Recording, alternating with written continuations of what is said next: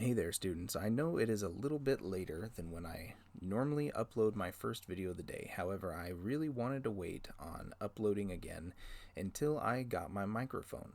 And it just arrived in the mail, and I have it all set up now, so I hope that you can notice a discernible increase in audio quality um, with the stories moving forward. Um, So, with that, I am finally going to upload and read a story for us today from our Irish fairy and folk tales. Um, this is a story that I randomly selected when I flipped open the book. It is another witch story, and this story is called A Queen's County Witch from Dublin University Review, printed in 1839. It was about 80 years ago, in the month of May, that a Roman Catholic clergyman near Rathdowney in the Queen's County was awakened at midnight to attend a dying man in a distant part of the parish. The priest obeyed without a murmur, and having performed his duty to the expiring sinner, saw him depart this world before he left the cabin. As it was yet dark, the man who had called on the priest offered to accompany him home, but he refused, and set forward on his journey alone. The gray dawn began to appear over the hills. The good priest was highly enraptured with the beauty of the scene and rode on, now gazing intently at every surrounding object, and again cutting with his whip at the bats and big beautiful night flies which flitted over and anon from hedge to hedge across his lonely way. Thus engaged, he journeyed on slowly, until the nearer approach of sunrise began to render objects completely discernible, when he dismounted from his horse, and slipping his arm out of the rein, and drawing forth his breviary from his pocket, he commenced reading his morning office, as he walked leisurely along. He had not proceeded very far, when he observed his horse, a very spirited animal, endeavoring to stop on the road, and gazing intently into a field on one side of the way, where there were 3 or 4 cows grazing. However, he did not pay any particular attention to this circumstance, but went on a little further, when the horse suddenly plunged with great violence and endeavored to break away by force. The priest, with great difficulty, succeeded in restraining him, and looking at him more closely, observed him shaking from head to foot and sweating profusely.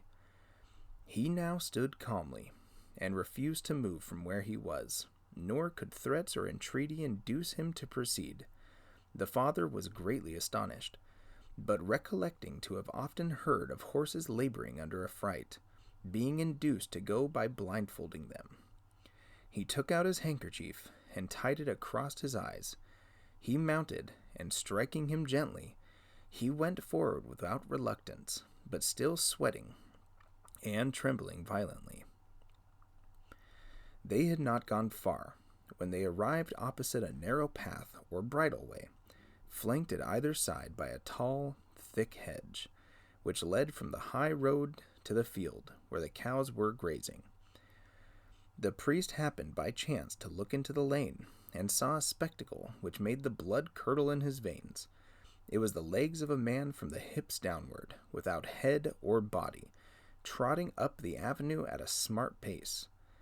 The good father was very much alarmed, but, being a man of strong nerve, he resolved, come what might, to stand and be further acquainted with his singular spectre. He accordingly stood, and so did the headless apparition, as if afraid to approach him. The priest, observing this, pulled back a little from the entrance of the avenue, and the phantom again resumed its progress. It soon arrived on the road, and the priest now had sufficient opportunity to view it minutely.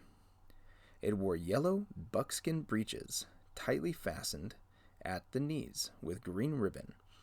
It had neither shoes nor stockings on, and its legs were covered with long red hairs, and all full of wet blood and clay, apparently contracted in its progress through the thorny hedges. The priest, although very much alarmed, felt eager to examine the phantom, and for this purpose summoned all his philosophy to enable him to speak to it. The ghost was now a little ahead, pursuing its march at its usual brisk trot, and the priest urged on his horse speedily until he came up with it, and thus addressed it. "Hello, friend! Who art thou, and whither art thou going so early?" The hideous spectre made no reply, but uttered a fierce and superhuman growl, or "Oomph!" "A fine morning for ghosts to wander abroad," again said the priest. Another "Oomph!" was the reply. "Why don't you speak?" "Oomph!" "You don't seem disposed to be very loquacious this morning." "Oomph!" again. The good man began to feel irritated at the obstinate silence of his unearthly visitor, and said, with some warmth, "In the name of all that's sacred, I command you to answer me. Who art thou, and where art thou traveling?" Another "Oomph!" more loud and more angry than before, was the only reply. "Perhaps," said the father, "a taste of whipcord might render you a little more communicative," and so saying, he struck the apparition a heavy blow with his whip on the breech. The phantom uttered a wild and unearthly yell, and fell forward on the road. And what was the priest's astonishment when he perceived the whole place running over with milk? He was struck dumb with amazement. The prostrate phantom still continued to eject vast quantities of milk from every part. The priest's head swam, his eyes got dizzy, and stupor came all over him for some minutes. And on his recovering, the frightful spectre had vanished, and in its stead he found stretched on the road, a half-drowned in milk, the form of Sarah Kennedy, an old woman from the neighborhood. Who had been long notorious in that district for her witchcraft and superstitious practices. It was now discovered that she had, by infernal aid, assumed that monstrous shape, and was employed that morning in sucking the cows of the village. Had a volcano burst forth at his feet, he could not be more astonished. He gazed a while in silent amazement, the old woman groaning and writhing convulsively. "Sarah," he said at length, "I have long admonished you to repent the evil of your ways, but you were deaf to my entreaties, and now, wretched woman, you are surprised in the midst of your crimes." "Oh, father, father," shouted the unfortunate woman, "can you do nothing to save me? I am lost. Hell is open for me, and legions of devils surround me this moment, waiting to carry my soul to perdition." The priest had not power to reply. The old wretch's pains increased. Her body swelled to an immense size. Her eyes flashed as if on fire. Her face was black as night. Her entire form writhed in 1,000 different contortions. Her outcries were appalling. Her face sunk, her eyes closed, and in a few minutes she expired in the most exquisite tortures.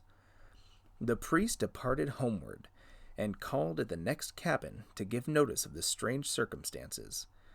The remains of Sarah Kennedy were removed to her cabin, situated at the edge of a small wood at a little distance. She had long been a resident of that neighborhood, but still she was a stranger, and came there no one knew from whence. She had no relation in that country but one daughter, now advanced in years, who resided with her. She kept one cow, but sold more butter, it was said, than any farmer in the parish, and it was generally suspected that she acquired it by devilish agency. And she never made a secret of being intimately acquainted with sorcery and fairyism. She professed the Roman Catholic religion, but never complied with the practices enjoined by that church, and her remains were denied Christian sepulture, and were buried in a sandpit near her own cabin. On the evening of her burial, the villagers assembled and burned her cabin to the earth. Her daughter made her escape, and never after returned. All right, students, so that concludes that old witch story from Ireland. It was printed in 1830s, I think I said, And the story itself is probably from a bit before that time. It says in the story that it originally took place 80 years ago.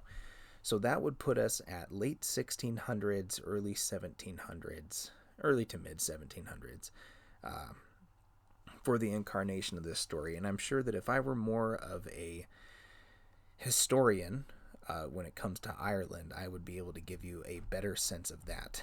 But it does really show in terms of how archaically they spoke about someone who was a bit different in the village, and how easily they assumed that she was a witch. She had one cow, but made a killing selling butter, and it sounds like the other farmers in that village were a bit distraught that she seemed to sell so much more butter than them, and they likened it to her being a witch who would assume a form and go steal all the milk from all the other cows in the village.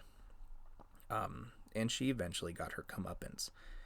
However, it is important to note that while this story is quite innocent and good, there are certainly historical precedences for similar stories being told about people in real life that would lead to a village's mass hysteria and result in the murder of many people in that village who were outsiders or strangers, as they put it in this story, for being accused of witchcraft. So I thought that was an interesting lens to look at that story through. Anyways, I hope you enjoyed it, and I hope my sound quality is quite a bit better than what it was. I'll still work with this mic and figure out how best to use it, but hopefully this worked out a-okay. All right, students, that is all I have for you for now. So I hope you are staying happy, staying healthy, and staying in the pursuit of knowledge. Bye-bye.